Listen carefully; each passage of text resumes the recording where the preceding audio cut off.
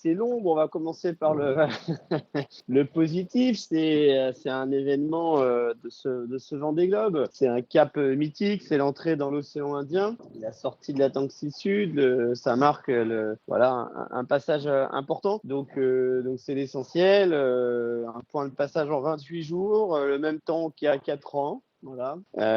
Malgré les conditions de vent beaucoup moins favorables. Donc ça, c'est évidemment une grande source de satisfaction de me retrouver dans cet océan Indien. Et puis d'avoir des bateaux autour, c'est toujours aussi motivant pour donner le meilleur. Hein. C'est tout l'intérêt d'une course, c'est la confrontation. Donc comme ça, au moins, ça te permet de se comparer en temps réel. Voilà. Après, c'est sûr qu'il y a cette situation météo qui est très particulière.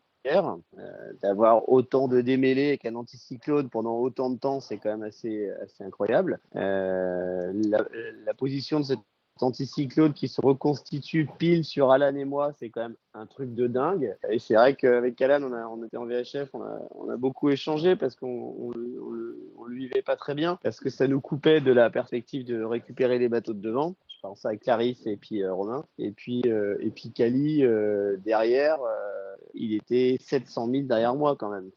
700 000 et il est revenu en 2 jours et demi. Donc voilà, ça en dit long sur les calmes qu'on a eu à affronter. Alors après, dans les calmes, il y a aussi des avantages. Hein. Il a fait anormalement beau pour des latitudes comme ça.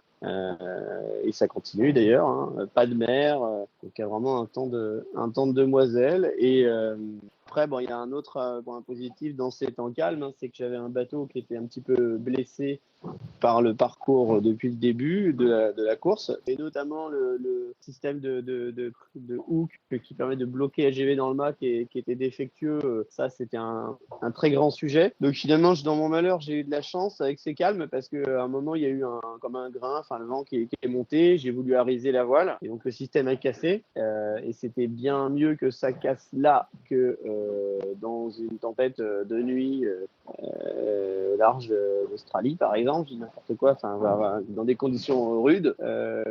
Donc là, c'était un gros coup au moral à bord parce que des ennuis techniques depuis le début, j'en ai quand même pas mal. Et là, l'histoire des hooks, c'était un petit peu la goutte d'eau, hein, parce qu'il peut arriver encore plein de choses, mais c'était vraiment quelque chose de pas simple à vivre avec le doute qui s'installe. Donc là, ce petit temps m'a permis d'y passer des heures et des heures à bien trouver une solution qui fonctionne, qui est, me semble-t-il, pérenne, fiable, qui me permet de continuer dans des bonnes conditions de sécurité. Et puis ça m'a permis aussi de refaire ce que j'avais fait dans la Baume, donc un système de prise de riz.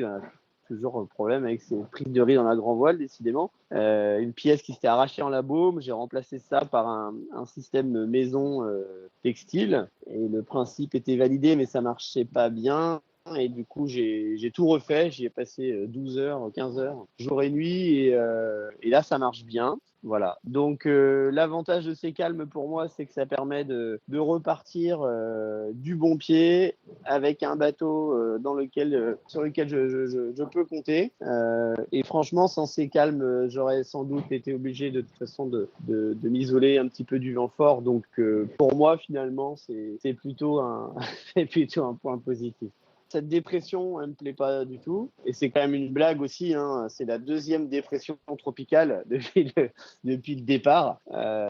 Dépression tropicale à l'altitude des Açores au mois de novembre. Et maintenant, une dépression tropicale par 45 degrés sud. Bon, voilà. Bon, ça arrive, hein, les dépressions qui descendent du Mozambique. Elle me plaît pas parce que on voit sur les prévisions qui sont maintenant à court terme des rafales à plus de 50 nœuds dans sa zone active, avec des vagues de 6 mètres qui viennent croiser la houle, donc c'est pas du tout sympathique comme condition. Et pire que tout, cette dépression, suivant le positionnement qu'on peut avoir, peut générer des vents forts au près ou au vent de travers.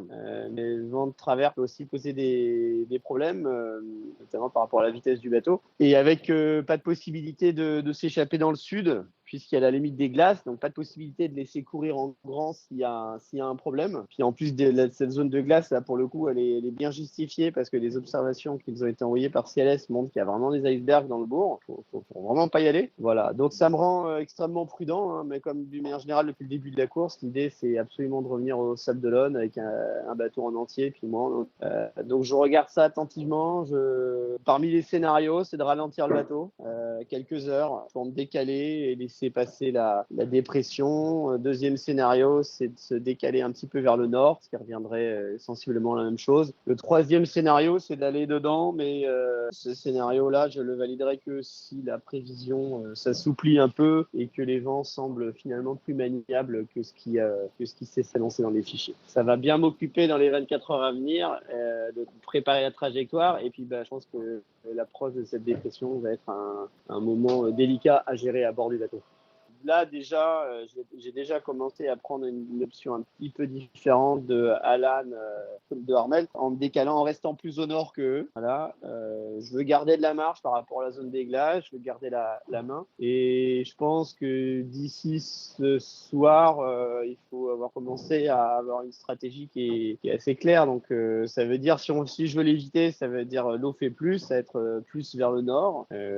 Et si je dois ralentir, le ralentissement serait dans 24 heures. Et ça, c'est une option qui marche pas mal parce que je vois sur les routages, la perte, c'est quelques petites heures, pas grand-chose. Et par contre, le gain, c'est de ne pas aller se faire couper en rondelles dans du vent fort. C'est vraiment une épreuve de titan. Il y a toujours des sujets à gérer, qui soient techniques, qui soient météorologiques, physiques. Enfin, c'est vraiment un défi du quotidien. Et ce genre de décision, c'est extrêmement délicat parce que il y a la volonté de compétiteurs de rien lâcher, et puis le marin qui dit attends, on va pas casser le bateau. Donc c'est vraiment une espèce de duel dans mon cerveau. Et dans ces moments-là, le plus dur, je trouve, c'est de faire abstraction des autres. C'est une course en solitaire, on n'a pas les mêmes bateaux, on n'a pas les mêmes objectifs. Quand on est au contact comme ça, un critère qui pourrait vraiment me polluer, c'est si je vois que les autres y vont directement dedans. Ça peut m'inciter à y aller, alors que je suis pas forcément mentalement prêt à le faire. Donc voilà. Donc c'est pas des moments de tranquillité. Voilà. C'est des moments de concentration, mais ça fait partie de la course et ça a beaucoup d'intérêt également.